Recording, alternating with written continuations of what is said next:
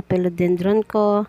Yan, ilalagay ko na sila sa kanilang mga paso para mabilang ko kung kasya ba ang aking mga paso. Nilalagay ko na sa kanilang mga lagayan.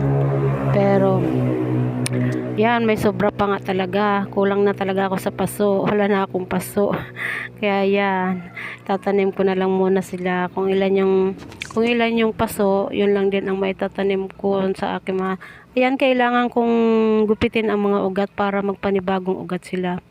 Kasi masyadong mahaba na yung kanilang mga ugat. Pag bagong ugat sila, ibig sabihin pag tumubo na yon, stable na sila, saka ko sila paarawan pag stable ng kanilang mga ugat. Pero sa ngayon yan, pag bagong tanim ko pa sila, hindi ko pa sila paarawan. Ilalagay ko muna sila dyan sa lilim. Kaya yan, kailangan kong gupitin ang mga ugat. At yun, kailangan ding isiksik mabuti ang lupa sa loob. Kailangan yan, ididiin-diin talaga. Kasi pag diniligan mo yan, lulutang ang mga ipa.